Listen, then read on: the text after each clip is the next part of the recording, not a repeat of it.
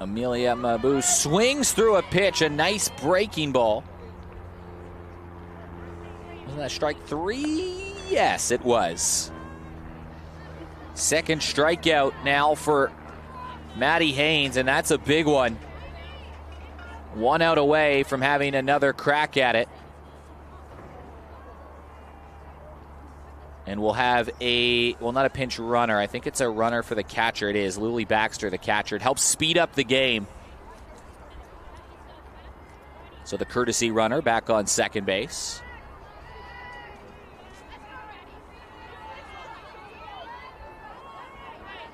Mackenzie Perreault up to bat right now.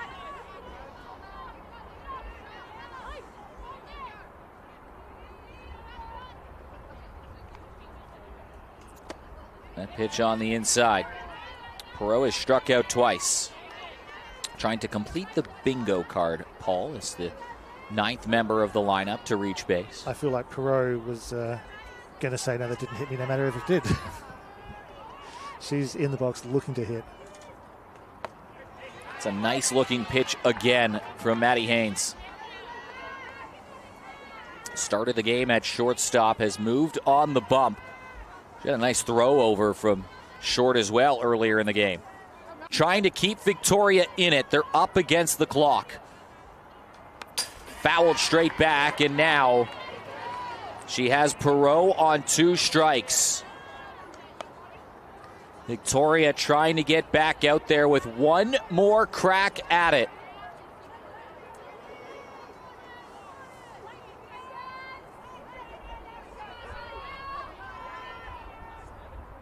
Swing and a miss, and a big smile on the face of Maddie Haynes, who strikes out the side. 1 run added on by New South Wales, but Victoria are hanging tough. And that one broke. It moved a fair distance there, which the batter had to go for it. It was definitely there, and just the movement on it, I think, couldn't catch the bat up to it. Well, we head to the 5th inning. One last opportunity for Victoria to put some runs on the board. We'll be back after this.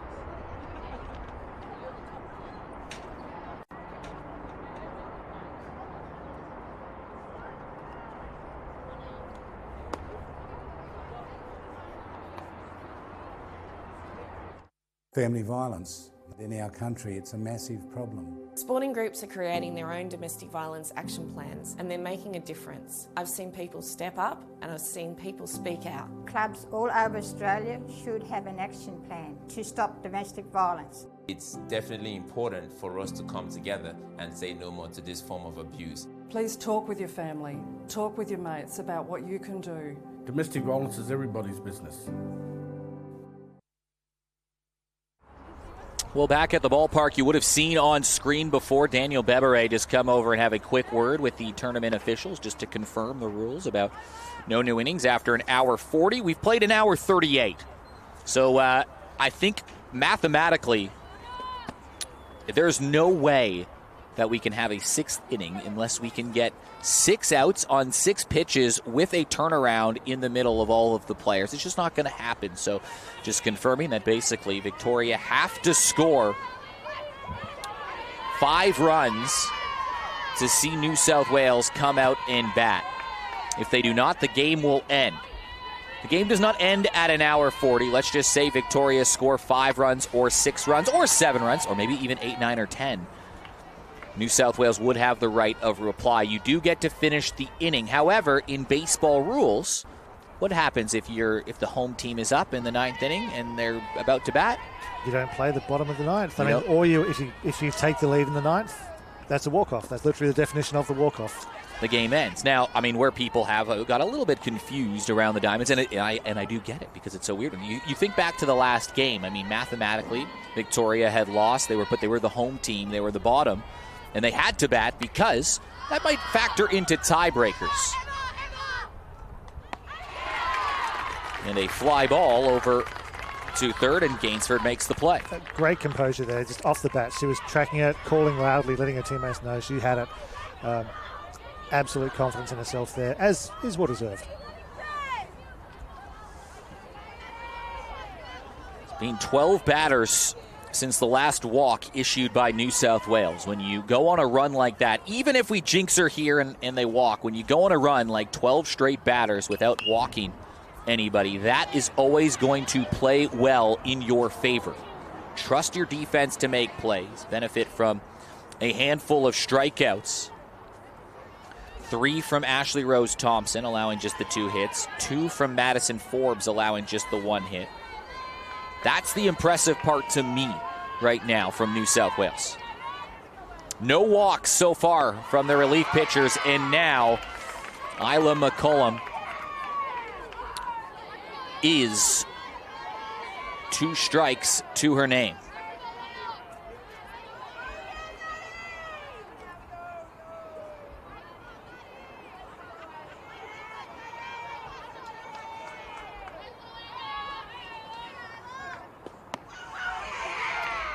A bit too far off to be able to try and sell that one to the umpire. All the dugout of New South Wales we're trying to sell. There's a few side salesmen on the prowl.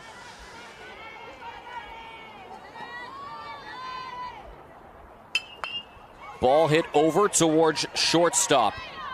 And a nice throw across the diamond from Jess Rosser, and Victoria are down to their final out.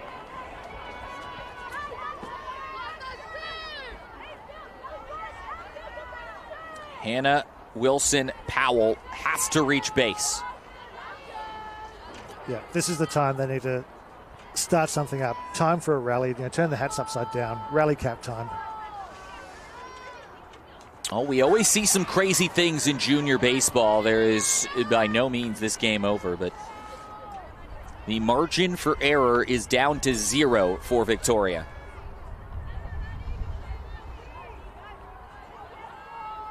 Yep, got to be a quality at bat here. Quality contact.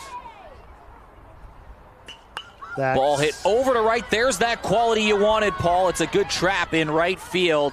Hannah Wilson had to reach base, and that's exactly what she does.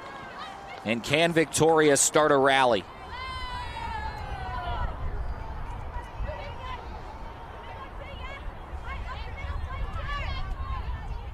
Good hit down the line. Great hit down the line. Just wondering, is she still the catcher? Technically, with 2 outs, should be having a runner. Does that apply if this is the last, if there's nothing to speed up? I mean, Confucius say many things, doesn't he? Right, I get what you're saying. Yes, she should be out in that respect, but they just confirmed with the umpires and the officials before that this is it for Victoria. So there is nothing to speed up for, Paul, is what I'm saying, because if she does score, it means there's been 5 runs scored and she'll have plenty of time to get back out there. But you're right, I think by the rule, by the letter of the law, she probably needs to have the speed up runner for. So I know there was a discussion going on about you're making a defense, this person is going to be my runner, my catcher next inning, but you haven't made that change yet. So strictly by the letters. It's an interesting point. We could have many philosophical debates. Well, we've got a runner on first and a runner on second. It breaks up a string of 13 batters without a walk as Tabitha Pitt steps up.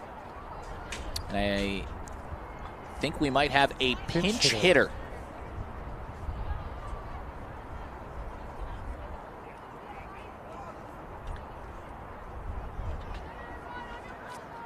Allie Egan. Allie Egan coming in. She got to play last game. This is not her tournament debut.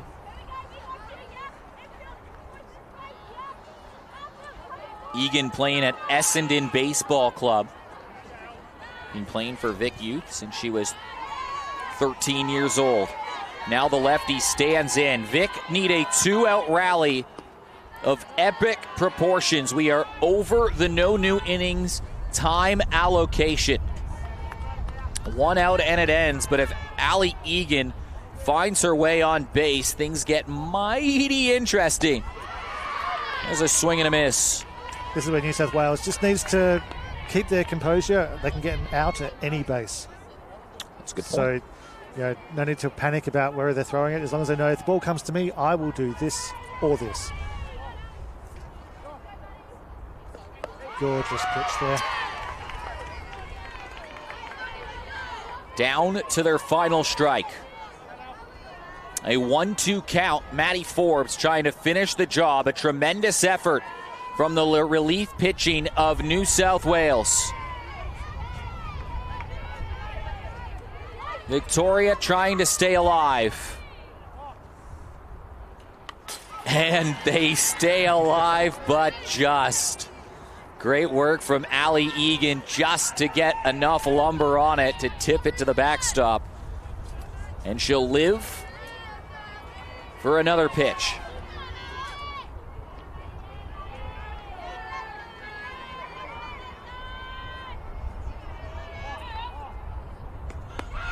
On the outside edge, called strike, and New South Wales win the ball game.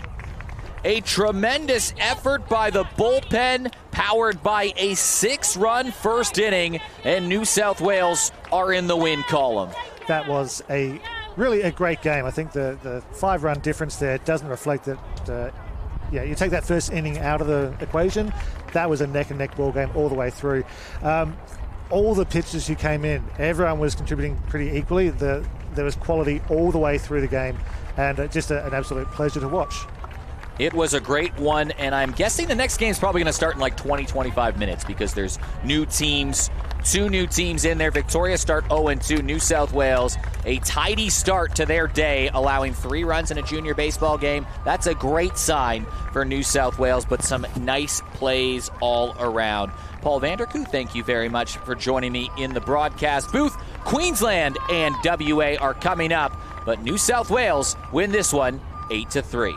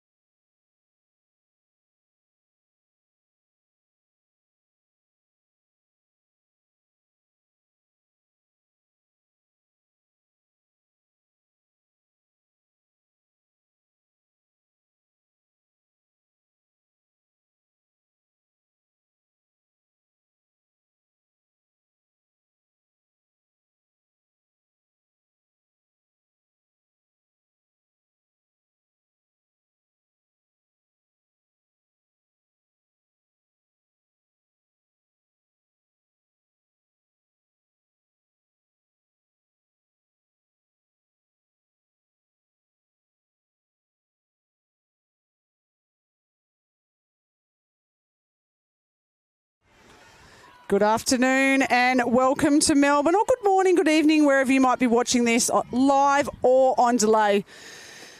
We are at the Australian Youth Women's Championships. Some of the action we saw this morning, I wasn't sure if it was at the youth or the women.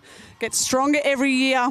And today, that is Gemma Golding on the hill for WA. Gemma Golding earlier today hit a grand salami for the Western Australian side that defeated Victoria, and now she gets the reward with the ball on the hill. She is facing Bella Nolan. It's a WA-Queensland clash. I'm Amy McCann. And Emerald used to run around a bit here in the Elite Women's Championships. And that is a nice start for the Bulldog on the mound for WA, chasing their second win in their doubleheader, striking out Bella Nolan. Joining me in the booth, if they were anointing the queens, the dames of women's baseball, I'm sitting next to one of them. It's Dame Julie Wadham from South Australia. Welcome. Thanks for having me, Amy. Great to be here. What a day it's been already. Oh, this is game 3 of day 1 of the Youth Championships. It's day 3 of the overall women's and youths. And Lucy Plum is up to bat now. And, oh, goodness me, the ball has been flying. We've seen home runs in every game so far. We saw Ayla McCallum go yard twice in game 1. Cora Evazo reared. We saw Gemma Golding with a grand slam. Emma Gainsford in the previous game. And I was saying, Julie, that if you go through the alumni of the honour roll and the players that have come through these ranks, there are emeralds scattered everywhere who have come through these ranks. And you are the head coach, as that Lucy Plum takes us at high. You are the head coach of the youth South Australian team, and very, very new, fresh team. I think you've only got three returning players. 3 returning players this year, yeah. So he certainly is a brand newbie. And that is a nice shot from Lucy Plum. And that will be held. We see Lily Duckworth now out in centre field. And Lucy Plum is someone, Julie, I have seen her on the mound. And when I say Genevieve Beacom, that is exactly what you're going to be looking at when she's on the mound. She is a lefty. She is Genevieve obviously is a lefty, but Lucy Plum has modelled herself on Genevieve Beacom, and the similarities are spectacular. And I actually was up at the Queensland State Titles seeing Lucy Plum for the first time last December, and I took a video, went over to her and her parents, said, can I send this to Jen? Because Jen's just going to do a double take. And mini-me. It was a mini-me, and if you're modelling yourself and you're looking like Jen Beacom, you're going to do well. But Julie, you are here with the South Australian team. One of the things we love about these youth championships is the girls that graduate into the senior ranks, and you have taken over a team where everyone's departed from that, everyone but 3. Yeah. From the back-to-back champions. Yeah, that's right. So, youth girls can be like that, can't they? Same with the youth boys, of course, where you might have a couple of years where... great throw over there. Lucy gets there. That's a nice play. We see Jamie Vlasic behind the dish again. She caught the earlier game. That's a nice throw over, but Lucy Plum with a stolen base. Yeah, so you go through a couple of years in a row where you might have a very similar team come back a couple of years in a row, and then they graduate out of that age group. Hard hit foul ball there. This is Sienna Fens up to bat. Sienna Fens, one of the Redland Rays. This is her third year. Third year of the state team, and she will swing and miss. But Jamie Vlasic up to a Lear-old. A Lear-old is very young. This is the Youth Championships. This is Taya Lewis. It is Queensland versus WA. We have Gemma Golding on the hill, Jamie Vlasic behind the dish. We have a Lear-old, Miller Butler, Sarah Scott and Summer Hiscock in the infield, with Stevie Oates, Lily Duckworth and Elizabeth Stewart in the outfield. Now, there's a lot of familiar names in that lineup, isn't there, when you go through the WA? There's a lot of those girls were there last year, and some of them, I think, the year before, if my memory serves correctly. As we see Gemma holds on, I think what you have... Is it Evie Jennings, Lillian Sterry, and Olivia George? Yes, and George. So yeah, that's a big ask to inherit everyone's like, they've gone back to back. It's like, but I don't have anyone left. I've just got Speedy Evie and Lillian. And yeah, it is in a way, it is tough. I won't lie. Two massive back-to-back years. And even, 3 years ago, we had a really strong team coming into that, our first appearance at the youth women's 3 years ago. So the majority of that team did stay for 2 or even 3 years into last year. So, yeah, while we've only got 3 returning this year, it does create that new opportunity, right, for the young girls to step up.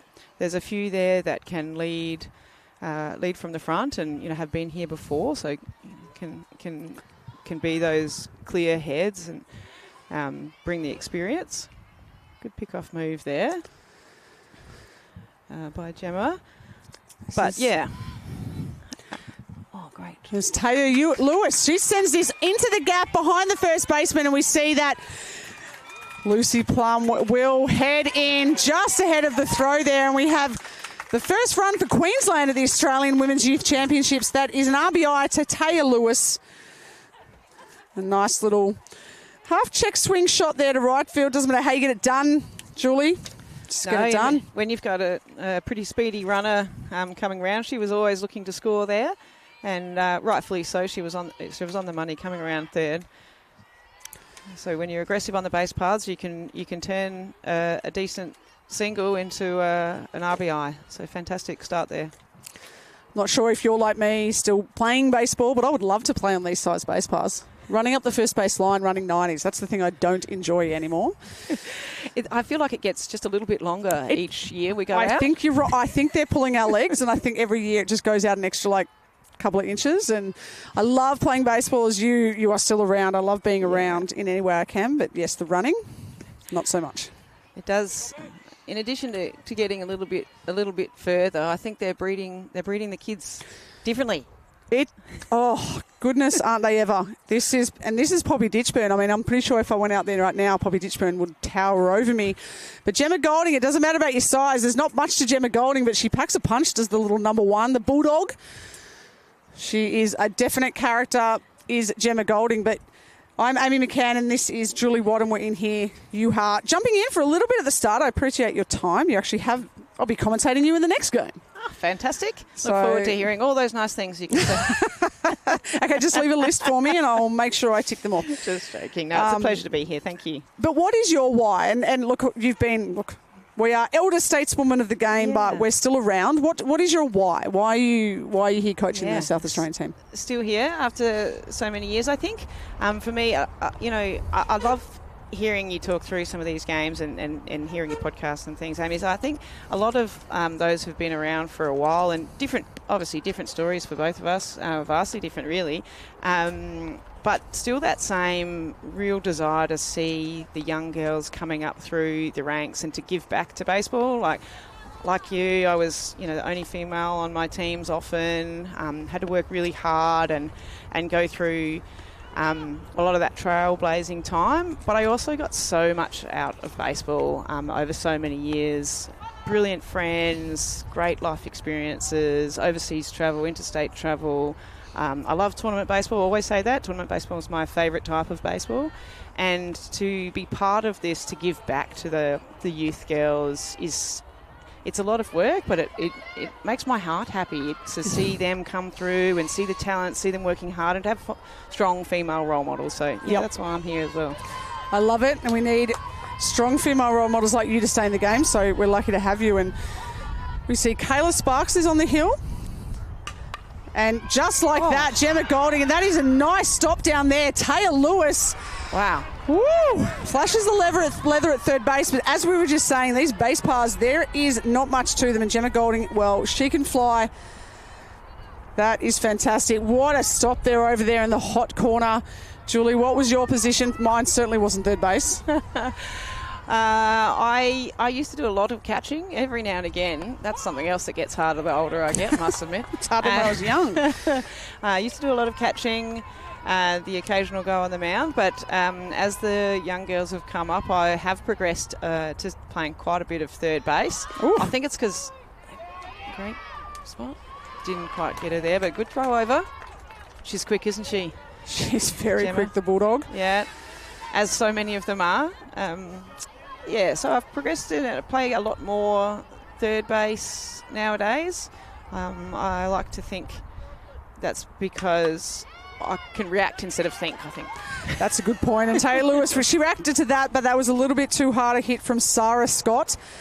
The speedy Sarah Scott, as I said, and she just creeps into there to second base. So just like that, these games, the thing with these games, they move very, very quickly. I don't have time for all my colours in my scorebook because I look down and there's batters, there's runners, it's very quick. And this is one to watch, Julie.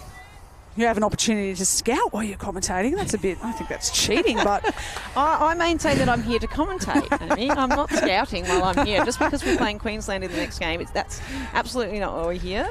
Well, WA, the last game of the minor rounds. Okay. Well, I think we've all heard of Caitlin Einan, and Caitlin Einan is touting this young player, Summer Hiscock, to take over from her. And I think we've seen big shoes. They are big shoes. And if you're being touted by the GOAT of WA baseball, and that hack right there shows exactly what she's talking about. Summer, she is a pitcher. We will see her up the middle. And Caitlin's told me that she's looking over, I think she's got 3 shoulders, she said. She's looking over the left for Summer Hiscock, the right for Gemma Golding, and the left again for Bella Clark. And if that's going to make Caitlin Einan a better player, it shows exactly where we are with youth baseball. Fantastic, isn't it? That's a nice pitch from Taya Lewis, who she actually said her favourite moment from the Nationals last year was actually beating WA. And I don't know if that's a bit of a WA-Queensland rivalry. I think it might just be because WA is so good and it was just Queensland. Oh, that is a shot. Lily Duckworth sends one flying, and that is over. Wow. Lily Duckworth goes deep early in the game. What a hit. She really got hold of that one, didn't she? Lily Duckworth.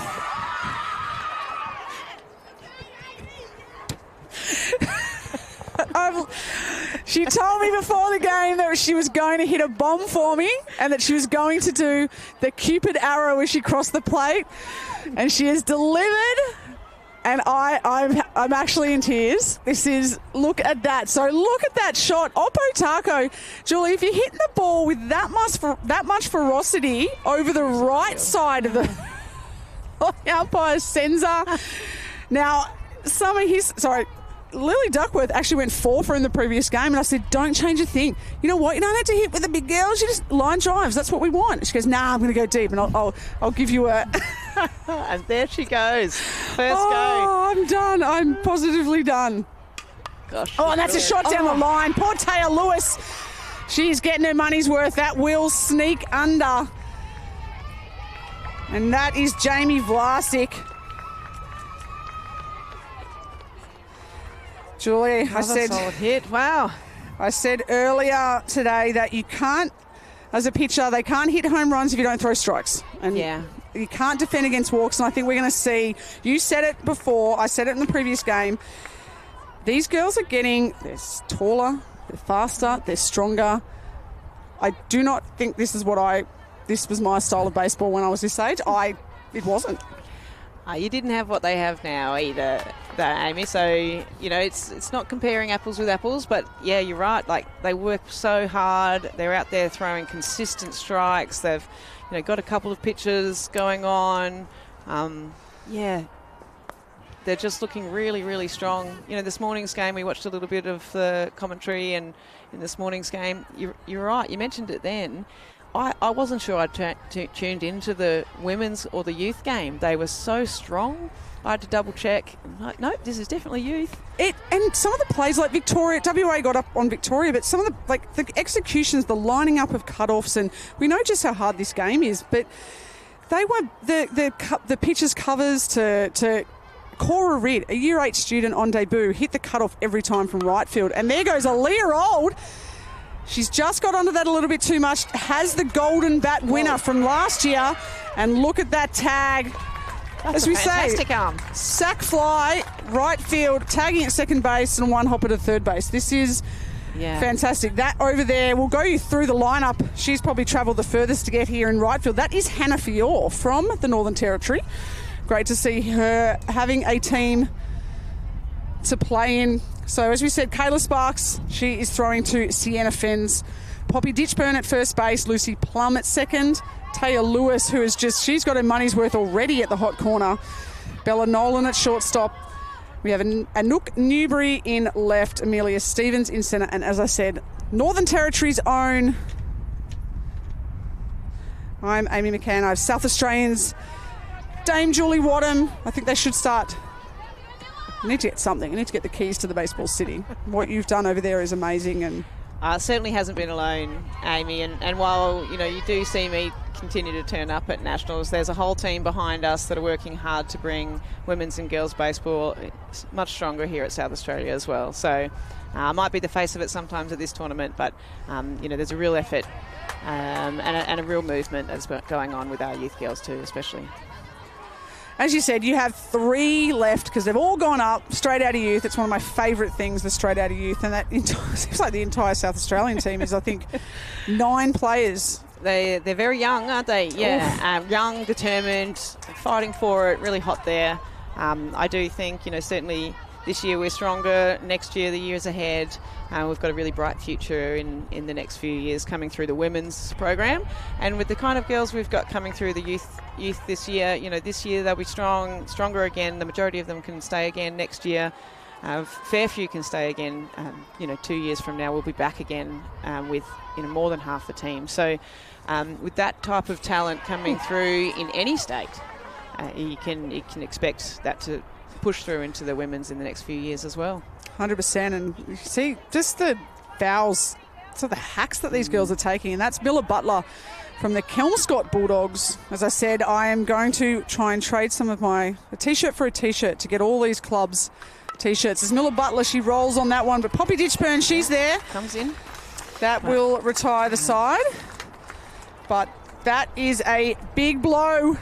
It's a Duckworth blow. She has hit a 3-run bomb to get the WA side up 3-1 after Taya Lewis knocked in Lucy Plum in the first inning. I'm Amy McCann. I have Julie Wadham, but we're just going to take a really quick break. We'll be back in 1 second.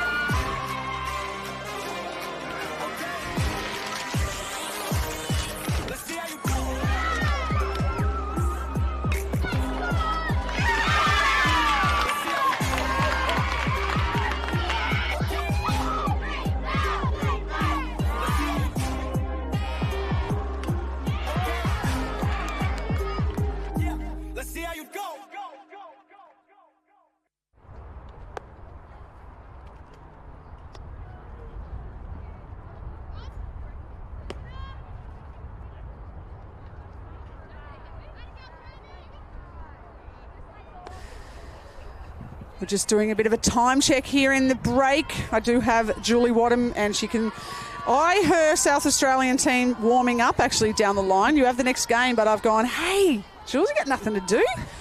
They can warm up on their own. You can come down here and you can have a bit of a chat to us. Julie Wadham, she's the head coach of the 2-time reigning youth national champions, the South Australian team, but they're a young team. They all have to do their homework. You're on curfews at night and homework checks and things like that. They are a pretty young team, I must say. They've got a lot of spirit about them as well, and some promising newcomers to the side this year.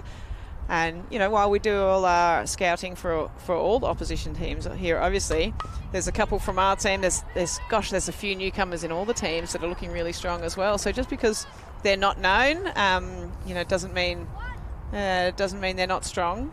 And it is really, really fresh, new, dynamic team that we've got.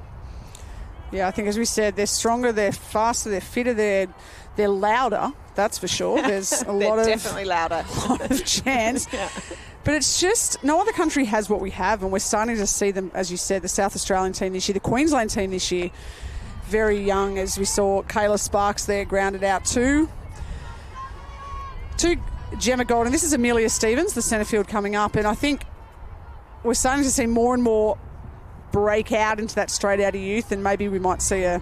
What do you think? Do we start up at 21U? Do we feel like in time that's going to push up another pathway opportunity? And that's a nice shot. But they have a Miller Butler there, across to Aaliyah Rold, and Amelia Stevens is retired. Yeah, I think it'll be really interesting this year. My understanding is that Barclay Cup, Victoria are hosting Barclay Cup, aren't they? Barclay Cup will have a potential under 21s. They will, yeah, out at the Upwey Ferntree Gully Baseball Club. They will be, as we see, Gus is going out to have a chat to his daughter, Jem. They've Baseball Victoria's tried that. I did have a good chat with Michael Nakamura about where I see pathways and opportunities, and I think maybe we're not quite there for a 21U or additional national title, but I think we've seen what the Barclay's done, what youth nationals, the Little League nationals, and I feel we're just the numbers are growing, so it's just going to evolve. Yeah, great. And I think that is a really important area. I'm really keen to see how that progresses this coming year with that U21s, because it is a big jump for most players at that 16, 17-year-old age group, and then to have to try and push into the senior women's. And for many of them, some of them go straight out of youth, like you say, but for many of them, it's really hard to crack in the first couple of years after leaving youth. So, incorporating another really top level U21s at Barclay, maybe that's just what they need to keep them engaged and driving forward until they get to the women's. Yeah, it would be. I mean, I didn't have this. You didn't have this. I mean, when I was this age, I was just playing club ball. Mm-hmm. I was the only girl, and I don't have that coming out of youth into elites. I just went straight into elite. So there wasn't the population of girls playing baseball and women playing baseball. So I kind of think, I think back to 2010, we won a silver at the World Cup, and all there was women's nationals. Yeah. That was it. Yeah. And a couple of years later, they put the youth nationals in, and that was 2012. And it's like, it does sort of take a generation. Like, we're into that new generation of, like, I'm the first generation, now I get to sit here and talk about it. And we're starting, I think when these girls start pushing, I mean, some of the people who have come through the youth nationals, Abby Kelly, Lily Kavanagh, Jen Beacom, Jordan Richardson, like Maddie the names, and if that was 10 years earlier, it would have been the likes of your Caitlin Inans. Like, it's amazing. I think we are looking there. There's going to be emeralds on this diamond. And there's plenty of girls this year that I think, they'll be pushing in that right age group for emeralds next time. And hopefully for the years and years to come. Oh, again, right, that hot corner. It ekes through, and it doesn't go under this time. But that is Anouk Newbury. She is in with a double and a pop-up slide. We'll see if she has a double celly to go with it. And there she goes. I think she's done the scuba. It's all about the celly. Has the celly been set for the South Australian team? Is that something you're across? You're involved? Is there a coach celly? There's certainly not a coach celly. I'm not sure you'd want to see it from us if there was, but the girls have got their plans, and good on them. Good on them. I'm too old to I might pull a hammy or something if I tried to do a celly these days. And that is a shot. Hannah Fior, Alice Springs' own. She puts that into centre field, and they're going to send Anouk Newbury. It's going to bounce into home. Unfortunately for WA, a fumble there at the plate, and Anouk Newbury, she's just run 2 doubles in 2 pitches. And that is an RBI double for Alice Springs' own Hannah Fior. It's like the Queenslanders have come to play. I feel like this was going to be a very even nationals, the youth nationals this year. We know the domination that has been, I think, Queensland 3 years ago, and then the last 2 years South Australia. But I feel that it's going to be even. I hope that it's even. I hope that we're getting to that levelling out. Of course, I hope my hometown Vics can knock one of the big teams off, hopefully. But I'm looking at WA, and they're looking. Yeah, gosh, they look strong, don't they? And that is just threaded a needle, did Bella Nolan. And that will go through, but Hannah Fior, she will score. Bella Nolan. Julie Wadham, you are You're playing third base at the moment, and right now I don't think I want to be playing third base. I definitely don't see myself. Maybe I can go to the outfield. It's a lot of running though, outfield. Gosh, that's on fire at third base here today, isn't it? It is. No, I love the outfield because I could run very well back in my day, and I was a little bit scared of the ball. Like, threw it at me through the box, I would jump out of the way. There's no way I was going to play third base. But we did. It just keeps coming. Just keeps coming, and we did have a pitching change in that visit to the mound. So this is Miller Butler. She moved across from second base. Gemma Golding. It was just a straight swap, basically. Just the old 1-4, 4-1. And I think that will be a balk. The umpire jumping on that. The all-female umpiring crew here. That's fantastic to see as well, isn't it? Yeah. We saw Alicia Jury head over to the Hunter Wendelstadt Academy over the Christmas break. I had her on my podcast. She went over there and learned from some of the best umpires. She's a Queensland umpire. Fantastic. This is Lucy Plum up after Bella Nolan. So we've had 3 doubles in a row from Newbury, Fior and Nolan. And this is Lucy Plum. She singled, stole a base, scored a run. She threw again to third base. But that is a nice pick up and fire. That is Sarah Scott. And Aaliyah Old, who I think would be towering over all but about Abby McClellan in the elite women's ranks. And she's a big target over there at first base. She does well.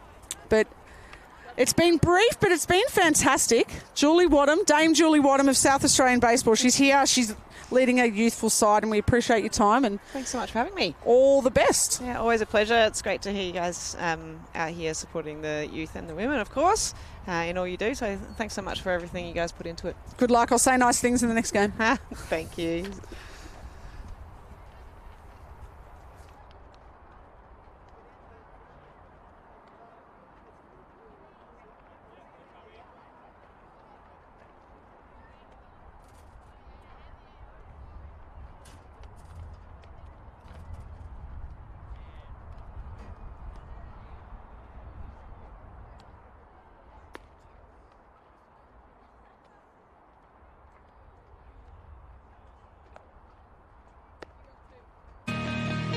Here's to generations of fearless, unstoppable.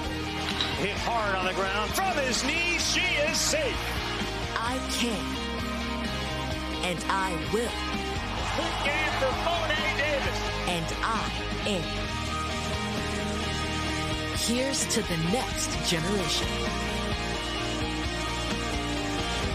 Find your league. Get in the game.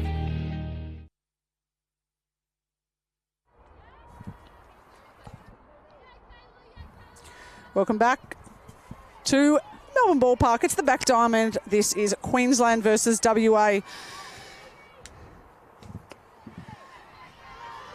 This is Stevie Oates up to pitch against Kayla Sparks. Kayla Sparks from the Robina Braves Baseball Club. Stevie Oates from the Corrine Cats Baseball Club. Nice pitch.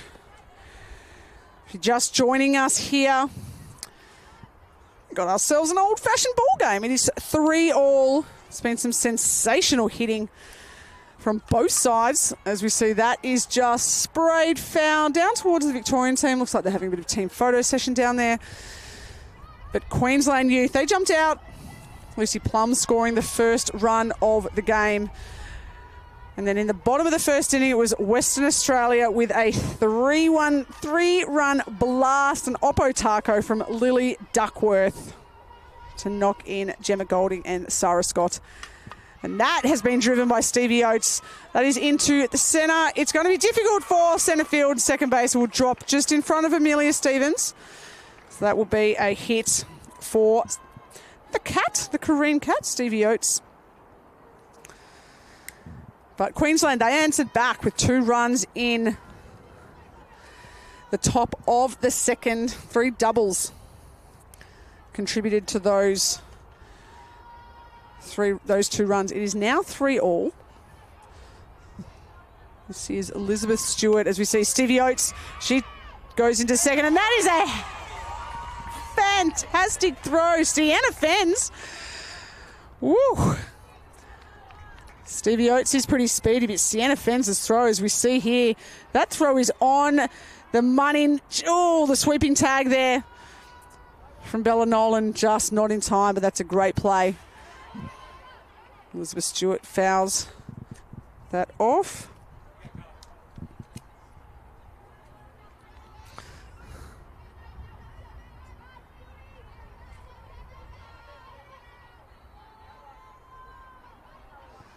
Kayla Sparks throws that one in the dirt. Stevie Oates can move up to third base. Kayla Sparks got a bit of an arsenal. 4-seam fastball, curveball, change-up, slider. See how Sienna Fens, who spent a bit of time between softball and baseball, see how she calls her pitcher today. And that is a nice inside pitch to get Elizabeth Stewart swinging for the first out. Runner on third base still, Stevie Oates. We'll bring us back to the top of the lineup. And the dangerous Gemma Golding, if you haven't jumped onto the Baseball Australia socials, make sure you do. Go back and watch the replay of earlier today. And Gemma Golding, she hit a grand slam. Absolutely. Balls have been jumping out here in the back diamond at Altona. We've seen, we had Ayla McCallum go yard twice, Corey Avazo Rid and Gemma Golding. And Emma Gainsford went yard in the second game, and we've had already one today. So Gemma Golding, she said, I need to go over, I will go through. She sends one to the right centre gap. Stevie Oates will cross the plate. It'll just be a little single there for Gemma Golding, but another RBI, another run for Queensland, for WA, I should say, and that puts them back in front, 4-3. So we'll bring up Sarah Scott. She singled in her first at-bat, scored a run. And they will pick off, do anything they can to keep Gemma Golding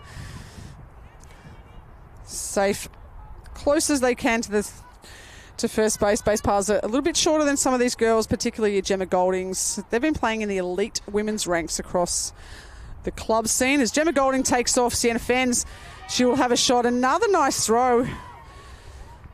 I'm loving what I'm seeing from Sienna Fens so far. She can find that happy medium through, not literally through Kayla Sparks' head, but just that line drive through to second base. I think we're going to see Sienna Fens throw out a few runners, and in turn, I think a few teams will start to think a little bit more about their running game against Sienna Fens.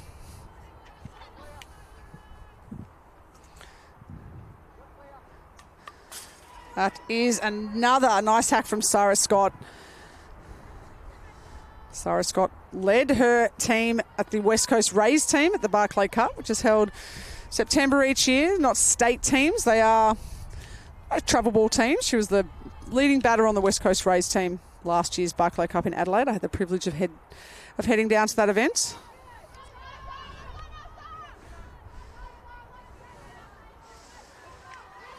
One South Australian has exited the booth. I have another South Australian. Is Gemma Golding. She has gone. Paul, I'm going to get you to introduce yourself and your last name because I'm going to butcher it. I don't have the pronunciation guide. Did you fill in the survey? No, I did not fill in a survey. I like to invoke my right to privacy sometimes.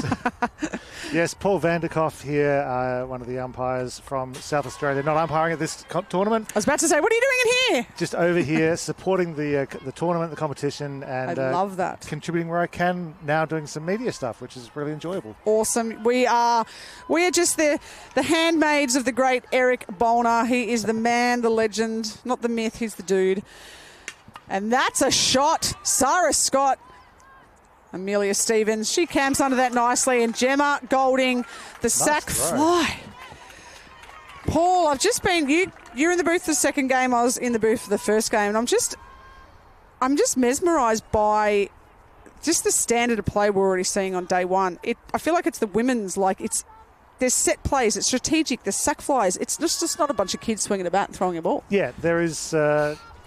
somewhat boringly, there's less chaos than I was sort of expecting I would see.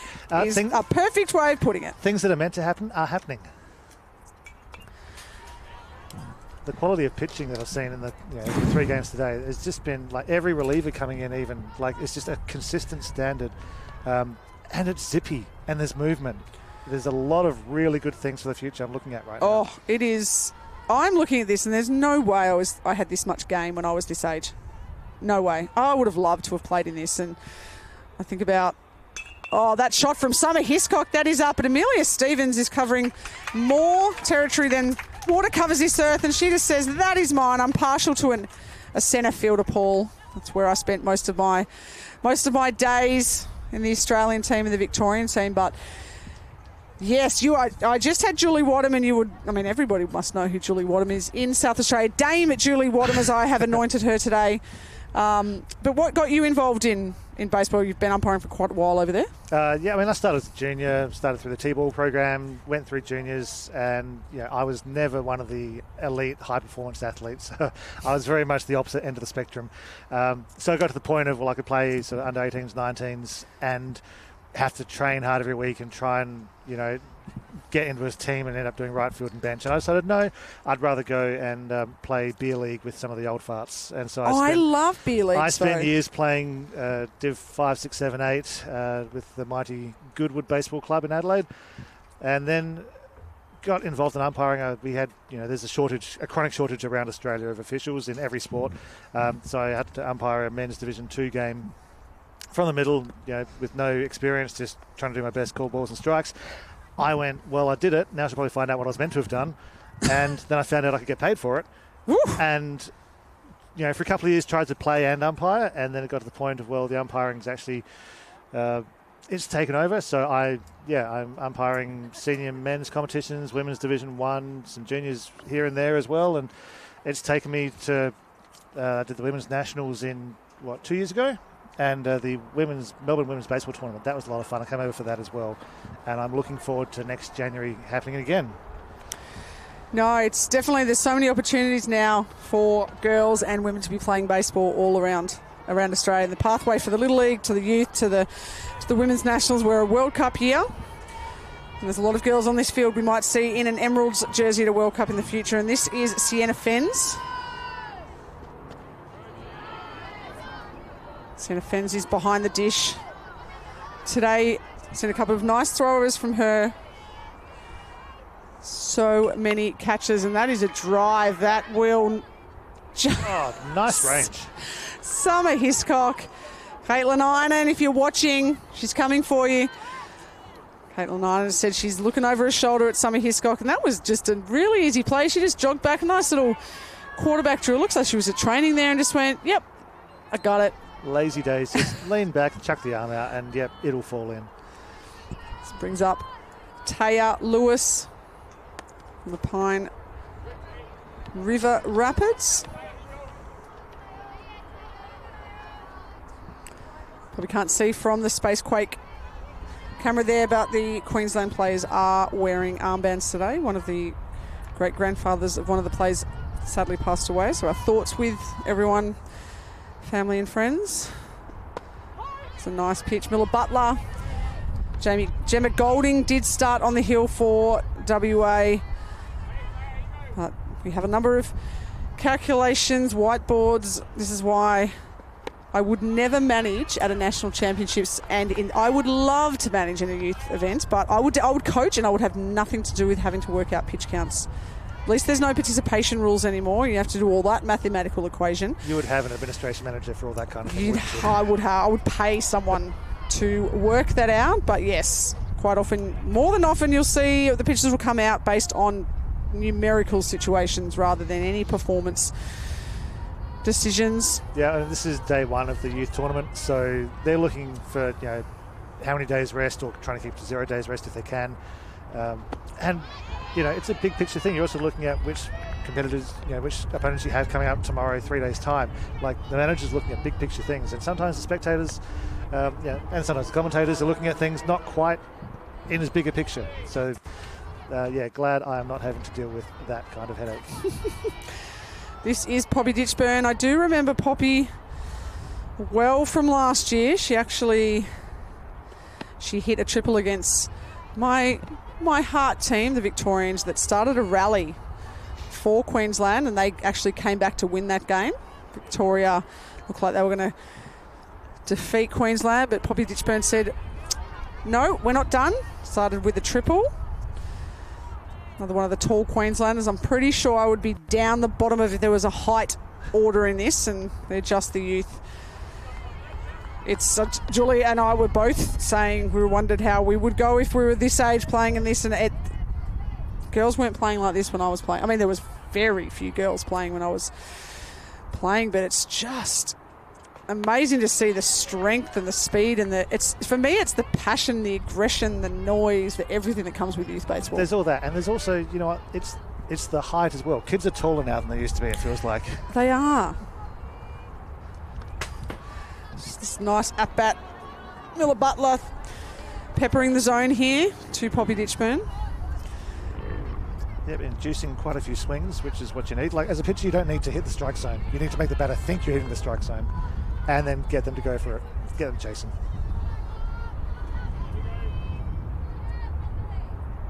That's a nice pitch just on the outside. Shout out to the all-female umpiring crew. We are actually into the top of the third inning. That is the first walk of the day. Talk about peppering the strike zone. That is very impressive. That is fantastic. So, base runner for Queensland. Down by 2 here in the top of the third. Kayla Sparks. She is on the hill for Queensland. She has a chance to try and peg back a run here. Oh, you know what? She could tie the game up. How exciting is this? We're actually she could tie the game up with one swing.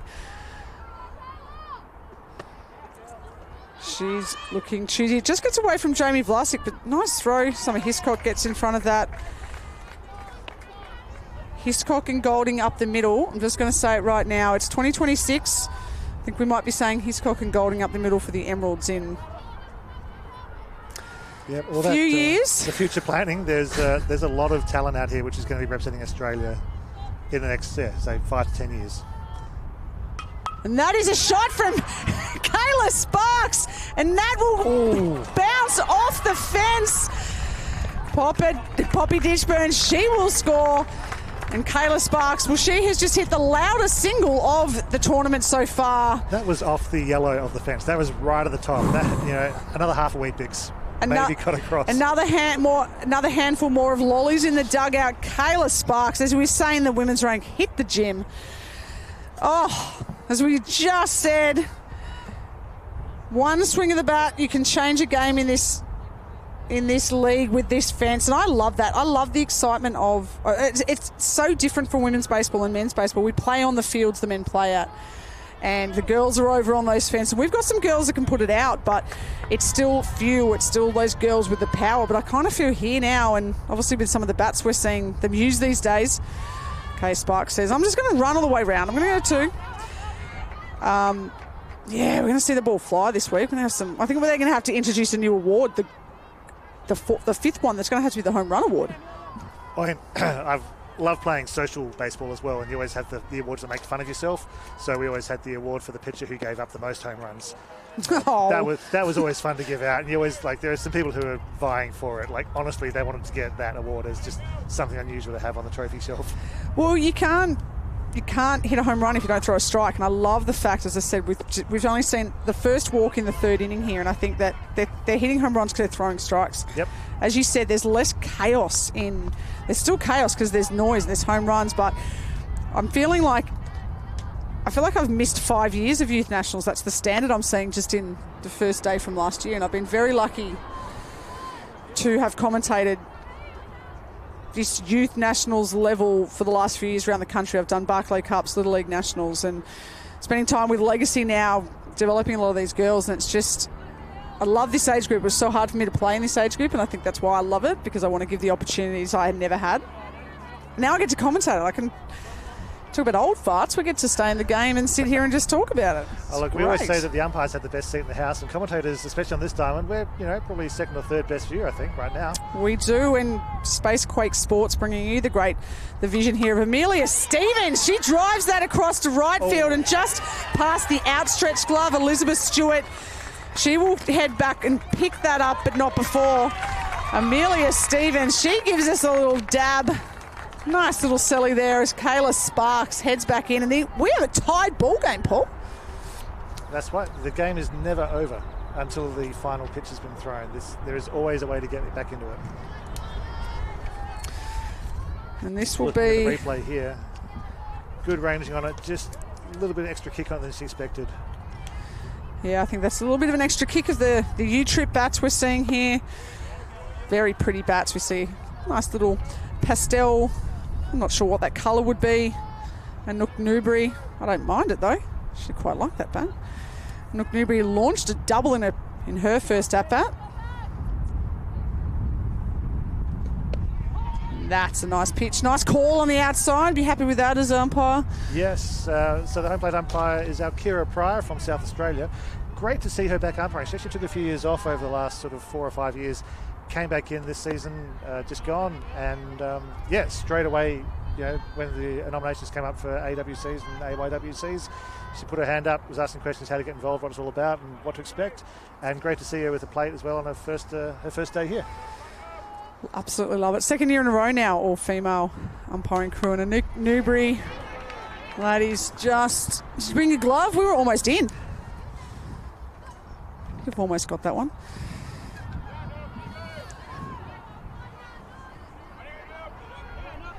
And Nook Newbury, one of the many from the Windsor Royals Baseball Club, one of the big ones. That's Molly Patterson's home club up there. A lot of these girls would be I'm looking up to her, and not just because she's taller than me, as they most are, but I look up to Molly Patterson these days. She's a teenager, but one of the stars of our game. She's been signed to the WPBL over in the US in August. It does feel weird to hear you call her a teenager because I feel like she's been talked about so highly for so many years. So many years, and that is a nice little scoop by Summer Hiscock. She comes up, she fires. And that is why Caitlin Einan is watching everything she does and working harder, because Summer Hiscock, she's coming for you, Caitlin. But Queensland, they even it up here. It is 5 runs all here. We will take a break. We'll throw you some commercials and we'll be back in a second.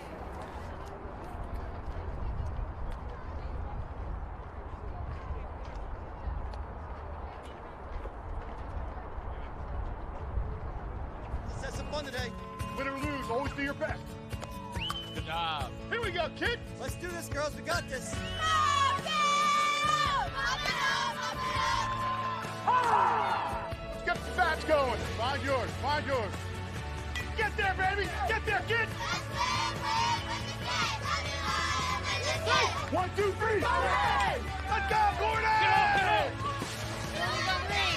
2, 3. Little League. All right, girls, let's go get him. Come on.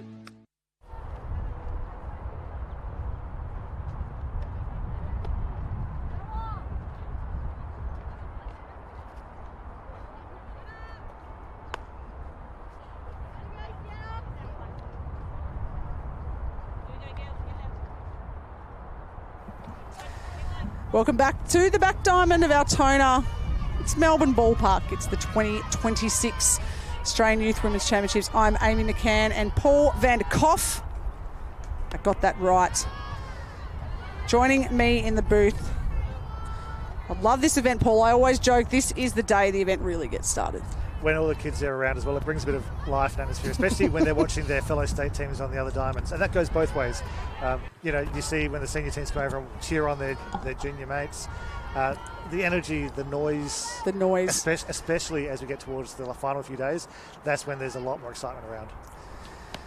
The excitement around these hitters, and Lily Duckworth is one. She launched a home run. She launched a little selly towards me. We had a little chat before. She went 4 for in the previous game. I said, keep doing what you're doing. And she does that again.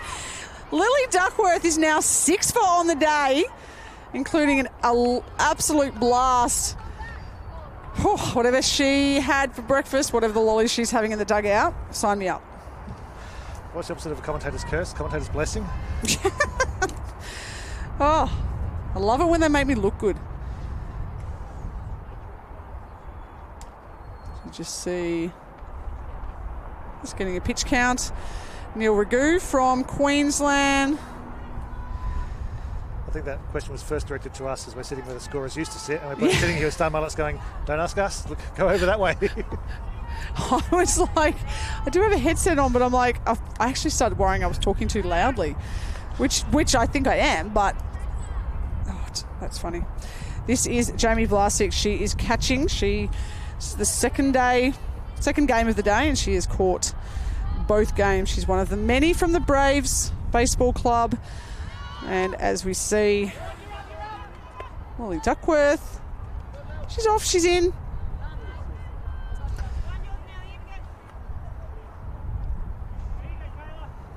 There's a reason she's catching her second game of the day. That's one of the things she's been working on. And that's a nice move there. Bella Nolan with a pre-planned look. Might be a count, might be a tip of the hat, might be the daylight play. That is lifted. It might be a trouble here for Queensland. It will get over the second baseman, Lucy Plum's head. And Summer Hiscock, she's into third, but that is a fantastic throw. Paul Vanderkoff, we have spoken all day already about the plays and the secondary plays. Balls are going to get past, balls are going to get over, but we see here on the replay here, that secondary play to get the Lily Duckworth going to three, that's elite. I mean, that was going to be a bleeder. She got really close to it. Always trouble ball though, and then just the composure to pick it up, see exactly how much time she's got for getting the throw in, and it's pretty close to on the money.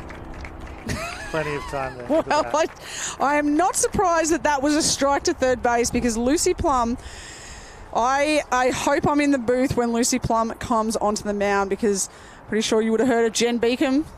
Once or twice, yes. Once or twice.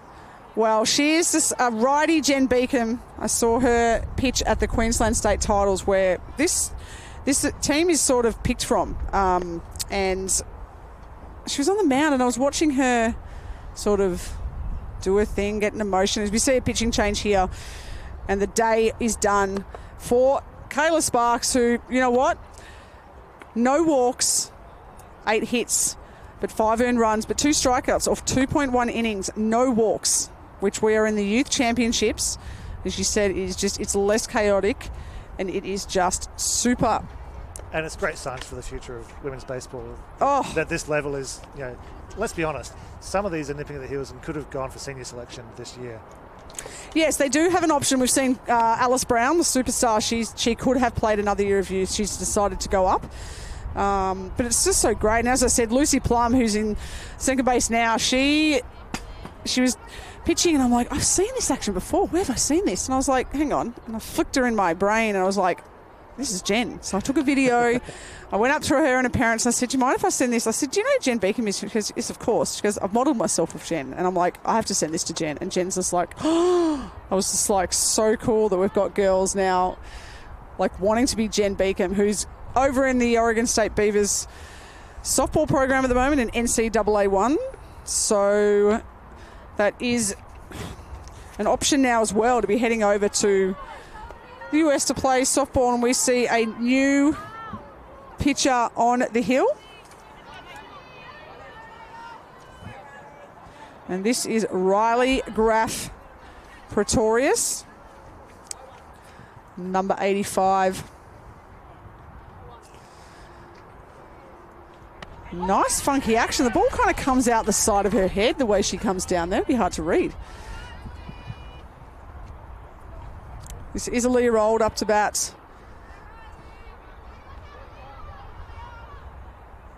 That is through. No, it is not through. Bella Nolan says that is mine, but that will be a little bit wild over at first base. We will see Jamie Vlasic come in and score. Good things happen when you make contact with the bat. Put the ball in play, make the fielders do stuff, and then try and push your luck as hard as you can.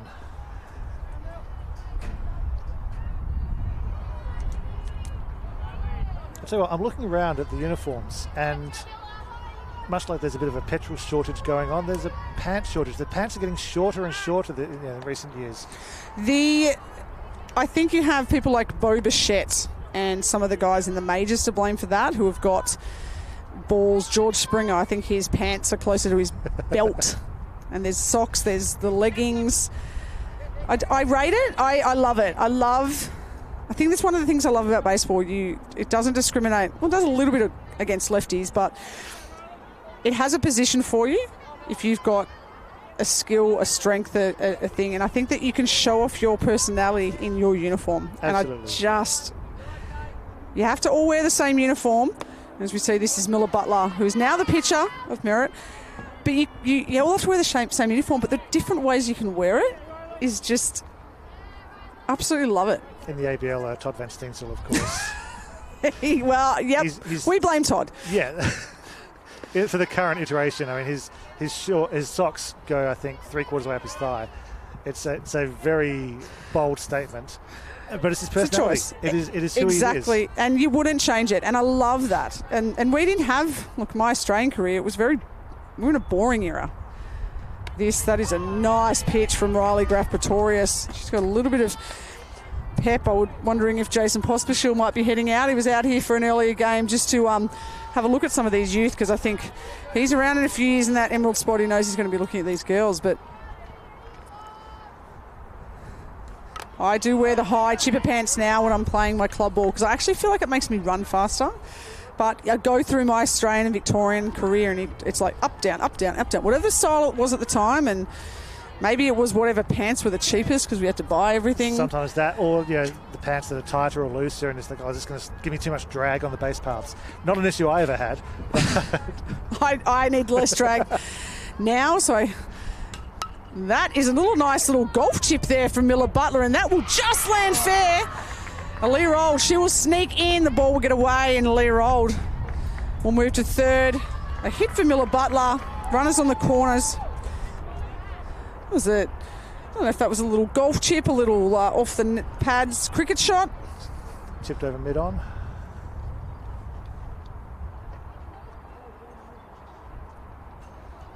I do know Miller Butler does play a little bit of football, so I'm not sure where that golf shot came from. Maybe she was watching the Masters on the weekend, but this will bring up Stevie Oates. She's on her debut here.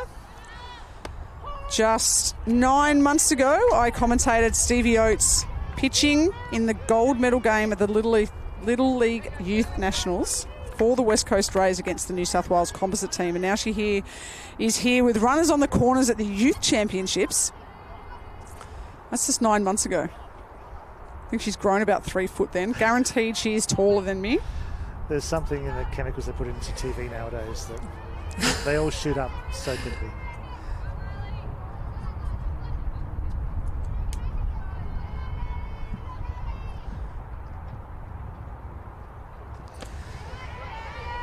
Bit high there, but I'm really liking this action and just going at the zone. As we said, you can't get hits unless you're going around that zone, and Riley is really going at that zone. She has a fastball, change up, a knuckle, a splitter, and she has a palm ball.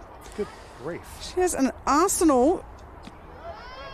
If the girls and the other teams do know this, because you'd be sitting there going, I don't know what she's throwing now. Good thing that Sienna Fens has 5 fingers, so she can put all the signals down, because she better not get another pitch, because Sienna Fens not going to know what to do.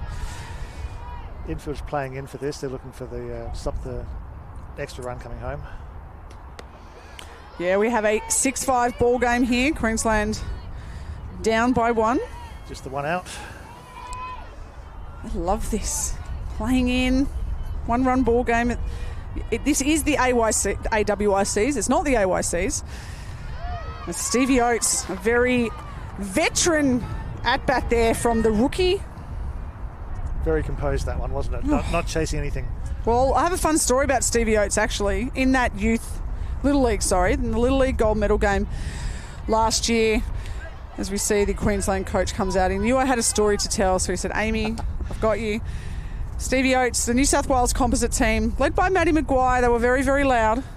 And who isn't at the Little League Nationals? They are all loud. I did have earplugs in, but they were very loud, and they had been maybe cheering a little bit too late into maybe the pitcher's wind-up, and during that game it had been happening, and Stevie Oates came on, and a couple of pitches in, she just called time and walked over to their dugout and just politely, calmly asked them if they could please not cheer during her pitching wind-up. And I was in the booth with Ali Beberay, who's an Emerald pitcher, and we both looked at each other and we were like, oh, I want to get this girl's autograph. That is like to ask the opposition, and they obliged, and it was just great. And that's why Stevie Oates, I'm president of the Stevie Oates fan club since July of 2025. So if you want to join, we meet on the first Thursday of every month. Subscriptions are due when? It's free. Oh. It's just too good not to be. I would pay twice that.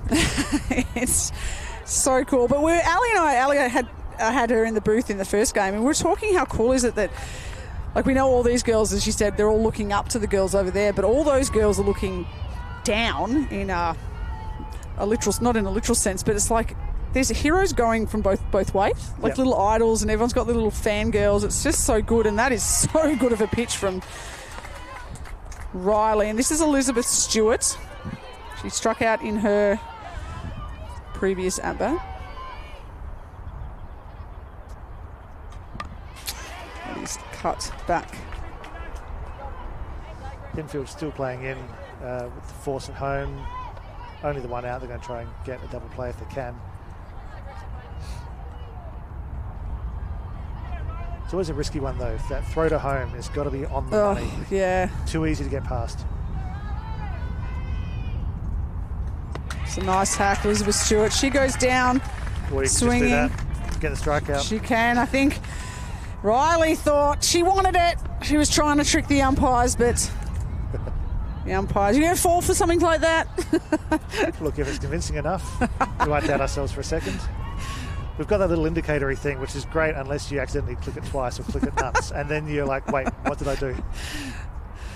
I do like to use my fingers when I umpire. I love umpiring. If I didn't commentate and coach, I would love to go into umpiring. I think I've got the composure and the personality, and I would love to do it. I think I'm pretty good at it, but I do like talking. Is to know the game, know the ins and outs, like the unwritten rules, the personalities. That's what you really got to have a good grasp on. Yep. The rules we can teach. It was tougher for me because I'm umpiring high-level ball, but I never played high-level ball, so I've had to kind of earn my way into a bit of respect from some of the catchers and players. I've been doing it for 10 years now, and I've almost got it. I've been playing for 30 years, and I am nowhere near getting it. I was saying last night, Morgan Doty in the booth, as this is Gemma Golding. She's 2 for 2, 2 runs that I've spent, 10 years retired from the Australian team, and the knowledge I've got in the last 10 years, I sit there and go, I wish I had that brain when I was playing. You just never stop learning in this game, and I think that's what we love about it. It's what makes it hard. But Gemma Golding, she is got a very good eye here. Takes the count to 3-1. Hitter's count. She is, I think if she sees hers, she's pushing it out. Gemma Golding, she takes the strike. She hit a grand slam in the first game.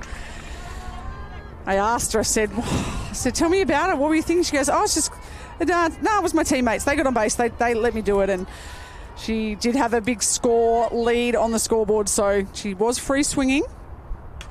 And there, she shoots that one on the ground to second base. Lucy Plum to Bella Nolan. And Queensland will be thinking, whew, that was pressure situation, bases loaded. Paul, they'd be happy with that. Happy to get out of it. So it's a one-run ball game at the moment now. So this is, we're looking at time, we're looking at innings, we're looking at pitch counts. All these things are coming into play now. As the game is there for either team. Who can make the most of their opportunities right now. Exactly right. We're going to make the most of an opportunity to take a break, so I can put a jumper on. I don't know why I don't have one on. So we'll be back in just 1 minute.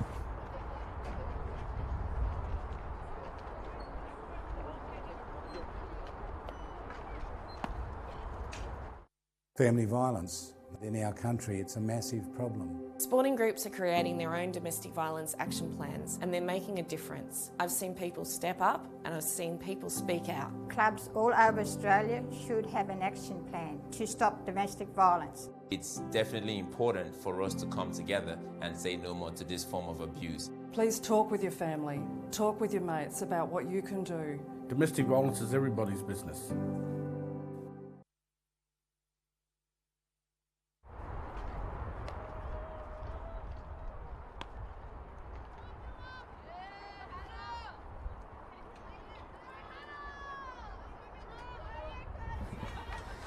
Welcome back to Melbourne Ballpark. If you've just tuned in, I'm Amy McCann. I have Paul DeKoff next to me. Vanderkoff. Paul DeKoff. Paul Vanderkoff. Porta potty. Amy needs a cough. It's Amy McCoff and Paul Vanderkoff. There's a couple of us talking baseball in the booth. And we've got ourselves a ball game. And Hannah Fior has herself a hit. Alice Springs, the pride of Alice Springs. Paul, we've got ourselves a ball game. Top of the fourth, 6-5. Whew. And we've got over half an hour of play. I don't want this game to end. We've had a home run. We've had pressure situations, teams playing up. It's been absolutely fantastic. As I said, it is Queensland. It's WA. They just have the edge right now. 1-0. This is Miller Butler on the hill. Gemma Golding, she started the day for WA on the hill. She went 1.2 innings, struck out 3, gave up a run. Lily Duckworth, she has been the star of the show, and that's will clip Bella Nolan. She will hit by pitch. She'll steal the stat for Hannah on a stolen base in that one, but... Look, it's a team game. It is a team game. Well, we do collect so much data and stats now about all the players and plays that happen. Thanks to Game Changer, it's accessible to so many people as well. It would have crippled me if I had this amount of the stats, but also all the data they get off there. Spin rates, pitch, all of that. I think it would have crippled me. We didn't have that when I was playing, and that will poke off the end of the bat. That'll go down. First base coach will pick that up. I think that might be Mia Bendit down there. But yes, I think Lily Duckworth, she is now 6 for on the day. I'm going to have to buy her a 6-pack of soft drinks, of course. If you're listening to Lily Duckworth, get off, because you should be not listening in centre field. If you're watching back, I will get you a 6-pack of your choice of soft drink. That is an ironclad guarantee. That is a guarantee. Or if you don't not allowed to have soft drink, maybe Gus doesn't want more kids on sugar this week. Gus Golding, the head coach of this team, but she's been the star of the show today. Home run, and she went 4 for in the previous game. And we see a little bit of a hit and run. Lucy Plum, she puts this up. Bit of a Bermuda's triangle, but Lily Duckworth just gets back. She's definitely not listening. Gemma Golding says, "What are you doing still in my ball?" Lily Duckworth. I wonder, was that a green light or was that a signal, you reckon? Might have been a hit. I think it might have been a hit and run. We see both. I think the runner at first base was just definitely waiting to see if Hannah Fior went. I'm thinking, yeah, look, the job, if it was a hit and run, the job is to get the ball on the ground. But yep. So we see that is 1 out. So good result for WA. This will bring up Sienna Fens, who's looking to get on base today. But yes, it's been a bit of colour all round my book today, but they scored. There was 3 doubles in a row in the second inning from Queensland, and they scored 2 runs. That's the key thing. It's all about stringing your hits together. It's all well and good to go out there and go 5 for, but if there's nothing happening around you in the lineup, it doesn't actually contribute to the team's overall winnability, I suppose. So having a lineup that can bring together that sort of 3, 4, 5 hits in a row, that is going to be, dare say, a tournament changer.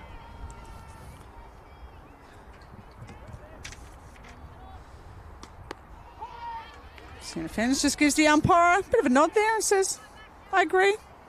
Thank you." Do you concur? I concur. Look, every batter, they're the best umpire in the world. Especially when it's the catcher batting. And that is the catcher batting. And Sienna Fens, they should be the best batters in my theory, in my world, but Sienna Fens will take the walk, and that will walk the bases loaded as we see Gus Golding, the coach, will walk out, have a chat to Miller Butler as everyone gives the high five. And I tell you, the thing I love probably the most amongst this team that I just wish I had was the camaraderie you see, not just within the teams at the Youth Championships, but because they're playing against each other, the camaraderie between the teams, it's just man, I wish I had this.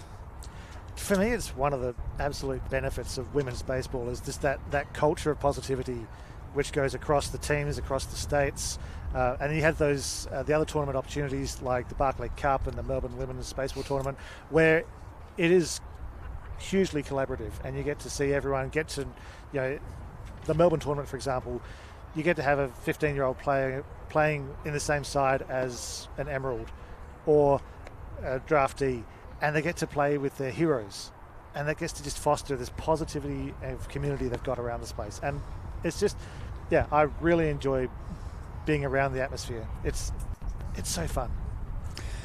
And what is fun for me is I've got all my players that I just love to come to see play this game, and Summer Hiscock is one of them. As I said, Caitlin Inan has anointed her and Gemma Golding and Bella Clark as ones that she's looking at up the middle, and I'm telling you, the arsenal that she has on the hill, the Braves baseballer, she's come through the ranks, plays a lot of ball with the boys. She was one of a trio of her, Eva Lane and Emma Gainsford were tearing up the boys in the Intermediate League Charter national titles last year, and Emma Gainsford's Hills team ended up winning the spot overseas, and Eva Lane's Charter, the Athletics, came second and they came third. Her Summer Hiscock's Firebirds from WA, and they were three names I've got on my radar, and Summer Hiscock is, look at that first pitch. Zip. I just can't. And you go through the team, and I think 12 of the players have said who's someone to watch on this team, and they've all said Summer. And that. So yes, I am the president of the as well. I hold a lot of roles. President of the Summer Hiscock Fan Club. We meet on Thursdays. Every second Thursday. Yeah. And that is chopped on the ground. Gemma Golding, she will throw across to second. That's sorry. That is Miller Butler back at second base. But the speedy Taylor Lewis will not let WA get the double play. A run will score. 2 outs, runners at the corners now. Catchers signalling which of their first to third plays, or first and third plays, they're going to run here. There's been some success today I've seen with the set plays and the plans coming together, and maybe not perfectly getting the final result, but the intent was there. You have hit the nail on the head right there. As we see, you were correct in Taylor Lewis. She will get rid of that force-out situation, as Hannah Fior has scored the tying run. It is 6-all, and I 100% agree with you. In that Victorian game, the final piece of the puzzle they just couldn't quite execute, but everything to get to that point was perfect. And they're the changes we're seeing now. When I commentated this a few years ago, there was cutoffs being missed, or cutoffs not even being in the right position, or players not making a throw to a secondary play, as we saw before. They didn't make the catch, but they made the secondary play. Yeah. That a couple of years ago did not happen. And now we're seeing some of the plays now. As I said, sometimes I just have to double blink, or I have to make sure I've got my glasses on. This is the youth. Like, it feels, and that is a nice pitch. It feels like I've had 3 or 4 years off, is the standard I think we've seen in just 12 months. And how fast it's moving. And I think it's also down to things like the publicity, the media, the fact that these are now broadcast tournaments. It gets more awareness, and it's the old thing of, if you see it, you can be it.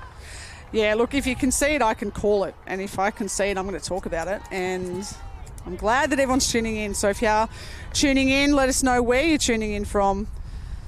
It's been amazing for me to have this opportunity the last few years. And I have an amazing opportunity. I only found out, it's been in the works for a few months now, but officially signed and contract and ready to go. I'm actually going to the Women's Baseball World Cup in Tainan City in August, and I'll be commentating the group stage. Congratulations on the selection.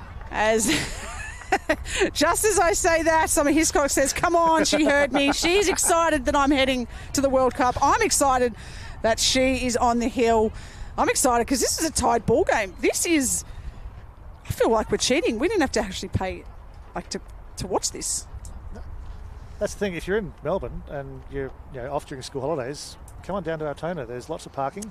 There's lots of baseball to watch. Come down during the day, and if you know someone on the team, even better. If you don't, come down and see the future, because there is some great talent out here who are going to make their names known this week and over the next few years. It is. And I think, as I said, the last game there was something like 15 different clubs represented, and I will give a shout out to my club in Sydney that gave me the start. They were the Kissing Point Angels in Turramurra. I'm now with the Doncaster Dragons Baseball Club in Melbourne, but this game alone, it has the Careen Cats, the Braves, the Pine River Rapids, Surfers Paradise, Redland Rays, Kelmscott Bulldogs, Windsor Royals, and I look at some of the Gosnell Hawks. That is a shirt I need. And I think about the opportunities that the girls have now. Clubs aren't turning girls away or forcing them to play softball. There's opportunities now at hundreds of clubs around Australia, and I'm going to try and get a shirt from every club. That is my mission. I'm going to try and trade my women's baseball inside pitch merch for that, and it just makes my heart smile to see whether they're playing on their own with the boys or playing in an all-girls team, the opportunities that the girls are getting these days. Well, if you put a girls team in, then clubs realise that's an extra dozen players. That's membership fees for the players, probably parents, siblings get involved too, and so the more that we can grow the game, the more financial viability there is. As that one sent out to centre right, cut off before the fence, just a nice, easy little hit to the centre fielder. Centre fielder Amelia Stevens, I have my eye on her. I've had my eye on her for a few years. I'm very partial to an outfielder. I love the outfield. I roamed that for many years as an Emerald, as a Victorian, and I'm always just so excited to see when I read the little surveys and they go, what's your favourite position? They're like, centre field or outfield. I love hearing that people like outfield, because a lot of people are like, it's so boring. I don't like the outfield. You don't? I haven't got the legs to cover the ground. I would hide myself at second base because I haven't got an arm either. That is where I hide myself now, and that's a nice slide, nice throw, nice call by the umpire. Yeah, I'm at second base now because it's less distance to run out of the dugout, let's be honest, but I just love now there's a lot of these youth girls, little outfielders coming out, not girls that have been stuck out in the outfield like we find a lot of the girls. When you get a girls team together, there's a whole bunch of second basemen and right fielders because that's where they get. Oh, my winter team is full of second base. It's fantastic. I think it's all fighting for that one spot. No, whoever runs out there the fastest. It's the only reason you do sprint training, so you can get to second first. But I think now we're actually like there's centre fielders, there's catchers, there's left fielders. We had Team Legacy in Sydney in January. We had 28 girls put down catcher. Nice break by the shortstop there. Tani Lovering had a catching clinic, and there was just this sea of girls, all with their own catching gear in 28. And I'm like, does anyone want to come to the outfield? No, you all want to be catchers with Tani. Okay, that's fine.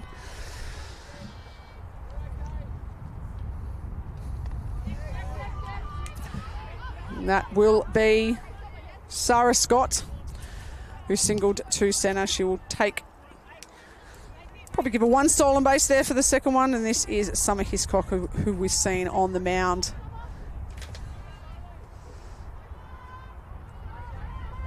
Summer Hiscock does like shortstop and pitching. I could make her into an outfield. I'll make any of them into an outfield.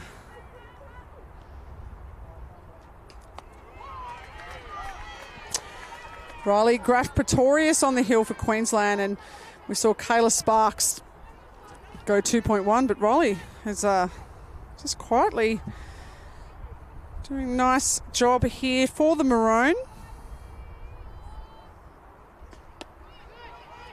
Yeah, she does almost hide the grip behind her head before she releases it, doesn't she? As we said, that is just the fourth walk on the day, I think is impressive. We see head coach Neil Ragu's going to head out and going to have a bit of a chat. I think that might be the day for Riley Graf Pretorius. She is up to 30 or so pitches, so wanting to make sure they keep players available as the week goes on. Yeah, not having too many days off and things like that, as we see the pitching change right now heading out onto the mound. And when we talk about players I like to watch, look, everyone's on my list. But when I was up at the Queensland State Titles in December, I got to see just how good this arsenal of pitching is for the Queenslanders. And I came back down to Victoria and I said, watch out. They have got pitchers. They don't just have girls that stand up and throw. They have pitchers. And Lucy Plum was one, and Imogen Masters, who we see here now up on the mound, she was another that I wrote her name down. It was the first time I'd seen her pitching, and she's from the Redland Rays, and her baseball model is current Emerald Maddie Irwin, who she met at a coaching camp in Canberra and helped her out, and she's so excited that she's been drafted into the WPBL, which who knows if we see Imogen Marston get in there. But, yeah, it's just cool that she has an emerald as she's got an emerald as an idol, and I'm like fangirling over Imogen Masters. That's what I love about this game. What do I love about this leg kick? I was just looking at that. It kicks high, doesn't it? It's a good old-fashioned. It is an old-fashioned, and there is a lot to like about this action. I've had Ali Beberay and Emerald in the booth this morning. I've had Amy Cannington, a triple Emerald. I'd love to get their opinion. As I said to Ali, she's here watching this event, and she's watching some girls that are going to be like, yo, Bebs, I'm taking your spot in a few years. Ali's well aware of that. Thanks for keeping it warm for me. Yeah, they are all well aware of that. And this is Lily Duckworth as Summer Hiscock. She will go in. Probably won't get a stat. Might get a catcher's indifference there, but I promised Lily Duckworth a 6-pack of choice of non-alcoholic beverage for her 6 for day. Could be a 7 for day. She takes that inside in her colourful bat. The bats have got some colour and they've got some pop these days. Felt like my bat, I was just swinging with a telegraph pole. Didn't quite have the technical elements they have these days. The bats, they always sound like the ball isn't coming off really super hot, but then you see where the ball's gone. You go, oh, yeah, no, it's been sent. But the sound of contact with the materials nowadays, it doesn't sound the same as the old ping bats. Or, no. Yeah, like a nice crisp wood bat.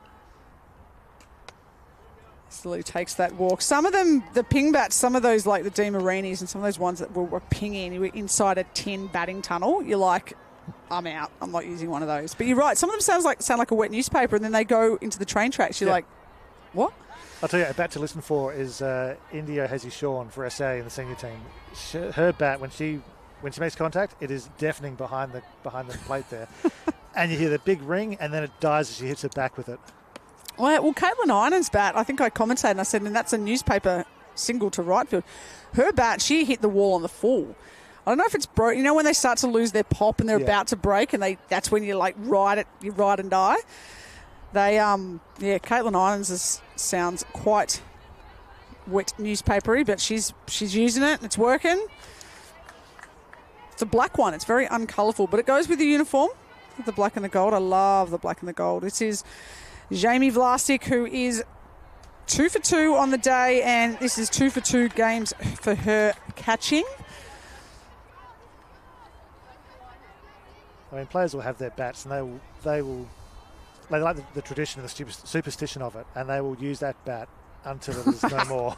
Yes. What do you, baseballers aren't superstitious. What are you saying? 1, 2, 3, 1, 2, 3, 1, 2, 3, 1, 2, 3. What do you have as an umpire? What are your superstitions? Do umpires have superstitions? I don't think we do. I don't have any that I'm aware of. I know we do sort of get into the sort of body mechanics of, we just fall into routine and doing the same, whatever feels comfortable, muscle memory. For me, if I'm standing behind the catcher waiting for the pitcher to pitch, I'm flicking the indicator in my hand, just basically like a fidget spinner, just because that's what I do. Not particular luck. I do take a Panadol before a game for good luck, and that seems to help. Okay. Speaking of Panadol. Yes, I think Jamie Vlasic's going to need a bit of... Oh, I saw it. Some extra lollies. They'll be fine. I definitely would have jumped out of the way of that one. I'm the biggest wuss when it comes to the ball coming through the box. But that will be a run, importantly. That will be the go-ahead run as Sarah Scott. She singled to lead off this inning, what feels like quite some time ago. And Aaliyah Old, she is the Rockingham Rams superstar. She collected quite a few awards this recent summer season, and she collected the Golden Bat Award here as a rookie, as a 14, and she's about 6'7". She's been, I think, could have easily won the Golden Glove over at first base too, and she's one of the superstars out of WA. She has a bat to go yard. I spent some time, Leah came over to Baseball for All Nationals last year with Legacy, and she's just one of the something in the water in WA. I want to bottle it and get it over. Share it around. Give it to every state. I won't just steal it for Victoria, but maybe I'll take a little bit more for the Victorians. Look, I've heard that interstate people don't like Adelaide water, and I don't know why. It's a meal in a glass. It's fantastic.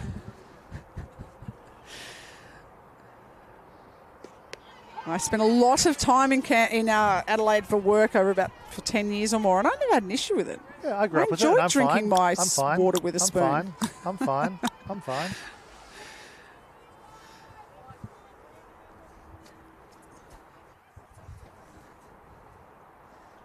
That is out over our head.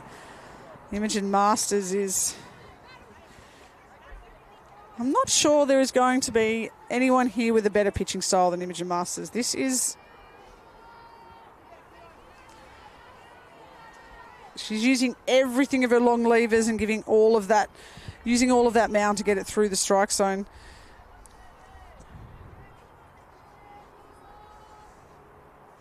Full count will just go wild. Summer Hiscock is racing in. She doesn't need to. As the bases are loaded, that will be the 8th run for WA. Now 8-6. And we've got a mound visit happening here. I do like the old-fashioned leg kick, but you know, if you've got runners heading to an open base, it does give them a head start. It gives them that sort of 2 or 3 steps. So probably just needs to add in a bit of a slide step to the routine as well, just to change things up so that the timing doesn't get too predictable. Yeah, she has the opportunity to do that with bases loaded, but yes, that's the challenge of being a pitcher. You've got to be ready for all. We see the umpires having a chat to Neil. Maybe has he exceeded the number of visits for the game, or is he just being told,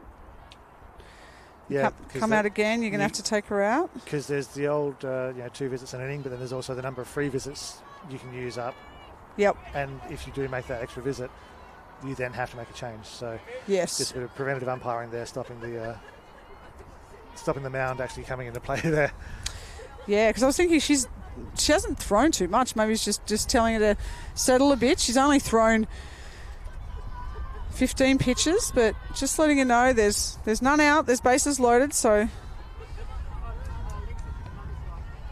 just keep doing what you're doing. Try and induce the ground ball here. Miller Butler, one of the lefties. We love a lefty hitter. Wish I was a lefty, be closer to first base, wouldn't have to run as far.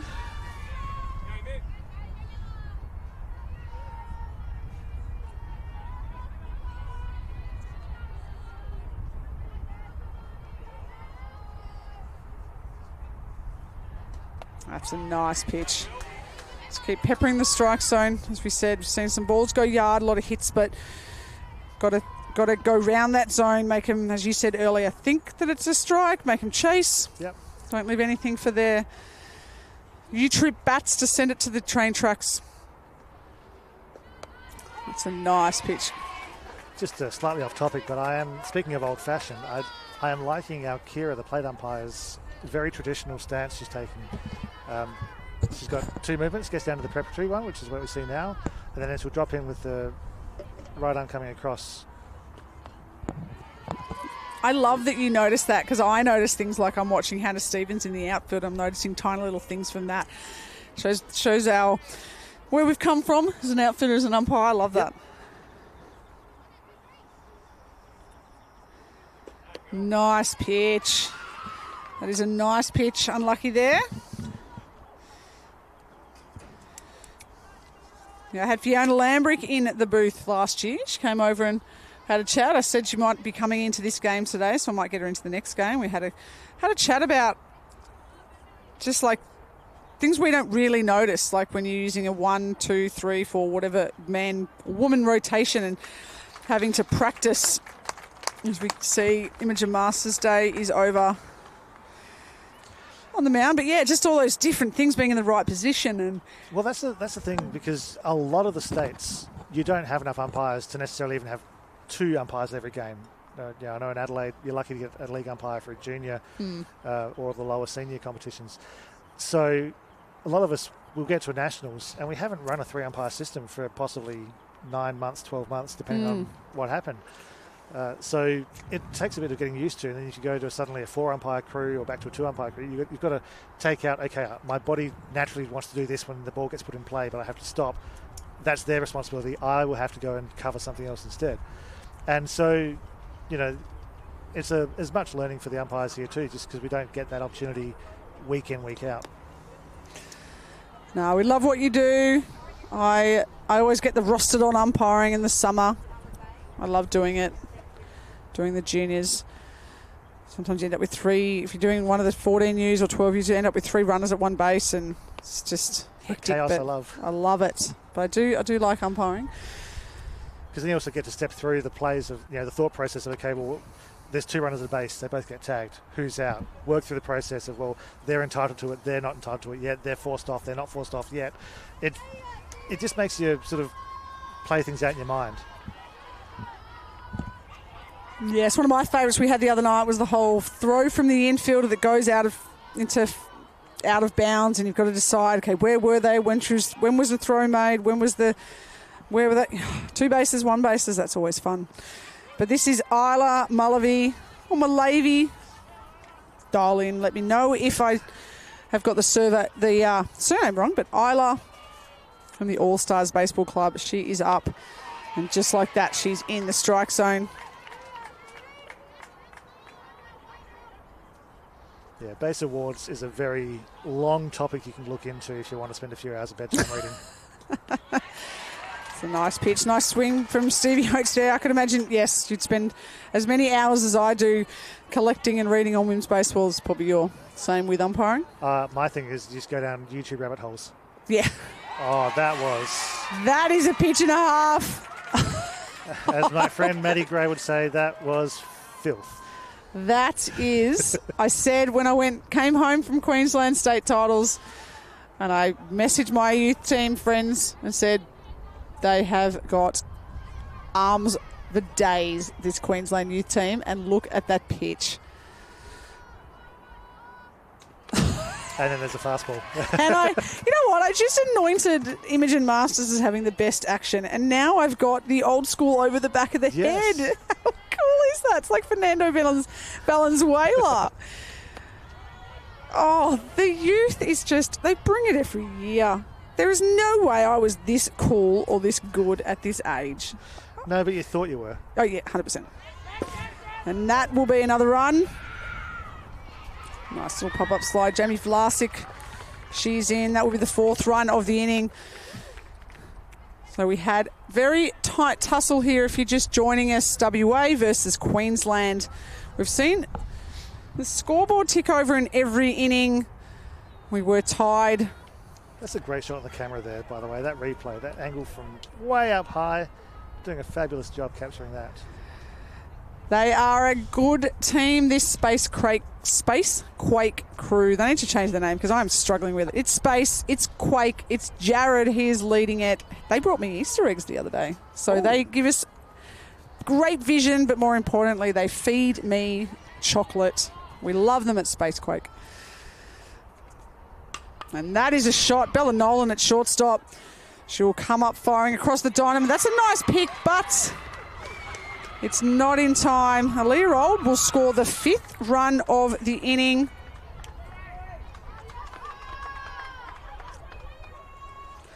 Game, I feel now, just getting away from Queensland. Might be an obvious statement, but we're looking at time as well. Will there be time to go another inning? Because we are, I think, getting into the single digits.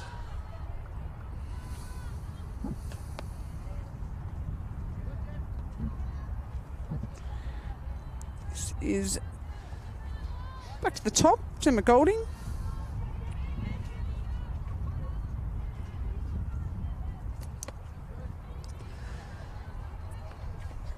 Elizabeth Stewart with that will go down as a single. Scorers being nice there, giving Elizabeth Stewart her first hit of the day. Gemma Golding, she's already got 2.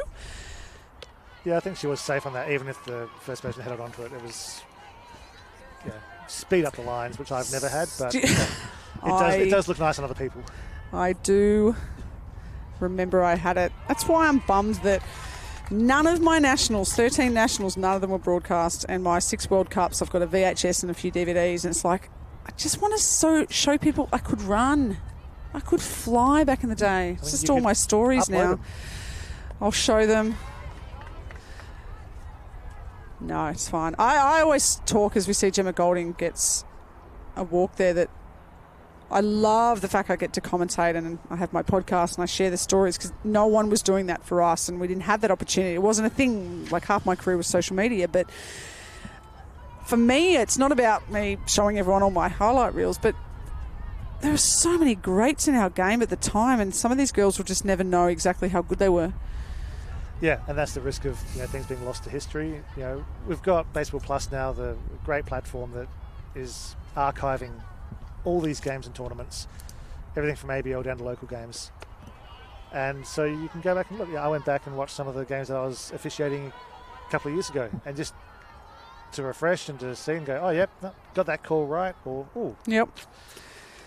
That is a hack. That is a hack from Sarah Scott. I was told when I first started commentating to never go back and listen to the games. The worst thing you can do for your own ego is to go listen to yourself or watch yourself. Everyone hates the sound of their own voice on voicemails or anything. I do edit my podcast and I hate it. I hate every second of it. It's just foul down the line. Oh, it's a nice flip. Get him in the game. Yeah, I was told never to go back and listen. I did a bit just to refresh what happened at the tournament sometimes if I can't be bothered going through Game Changer or things like that, or if I want to listen to how funny I am. And that ball is in the air. Poppy Ditchburn just high-fives the friends in the dugout. But yeah, I mean, I think about some of the players in my era, the absolute superstars of the game. Katie Gaynor, Jacinda Barclay, Chris Crepold, Nat Rawlings, Simone Wern, those types of people. We just have what's in the back of our fading in our brain and just all the stories that I tell. But yeah, like we've got a few things, like a few games of the medals we've won at World Cups, but now all the World Cups, as I said, I get to go and commentate a World Cup. That is a nice pitch, and she did. Yep.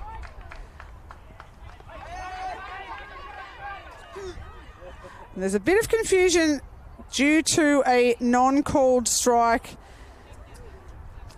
So there was a check swing. Well, I'll get you. You are the umpire. You can explain the situation. So the check swing, the home plate umpire went to first base umpire to ask the question. The primary responsibility for that is with the plate umpire. If they have a swing, they call it. If they don't, it's no swing, it's a ball. Only if it's a ball can it be appealed to the base umpire. That's what they did, and the base umpire goes yes or no. Now, the criteria for a swing, it basically comes down to, do you reckon she went? Yeah, I reckon she did. Or no, I reckon she didn't. Because did the batter attempt to strike at the pitch? Yep. And there's not, like, you can use things like the frontage of the plate and the breaking of the wrists and all that kind of thing as a guideline, but it comes down to, what do you reckon? Yeah, it's always you'll use whatever you want to make it go your way. Oh, I reckon they broke their wrist. No, it's not that. Yeah. There's all factors you can contribute to overall picture, but, and of course, if that was a lefty batter, the appeal would go to the third base umpire, who is currently in the middle. Yes. And so it has a different angle. And yeah, as much as we try and cover everything, we'll see different things. Yes, and the job is, I guess, a base runner there is to not move until you know what's going on. And we saw a few of the batter herself thought it was a walk, and so some of the runners moved around, and I think everyone was like, should I try and tag someone out? And at the end of the day, no harm, no foul, but Summer Hiscock is now batting. That is just fisted up the handle. Lucy Plum with a nice play across the diamond to Poppy Ditchburn, and that will stem the bleeding there. WA, they knocked in 5. And that is the game. And that is the ball game. So it is a WA double-header, double victory day. Queensland, they'll be back at it again in a moment. But WA, they are looking at the goods. on paper before the tournament. I had them on the paper winning my paper gold. And they are looking like they're going to make me look good.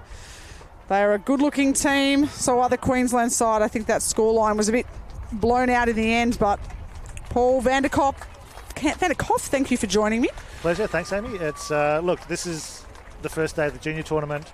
The senior tournament is on day 3.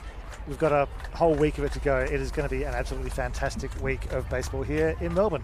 It is, and that is the game. We'll be back again soon. Thank you, Spacequake Sports. See you again soon.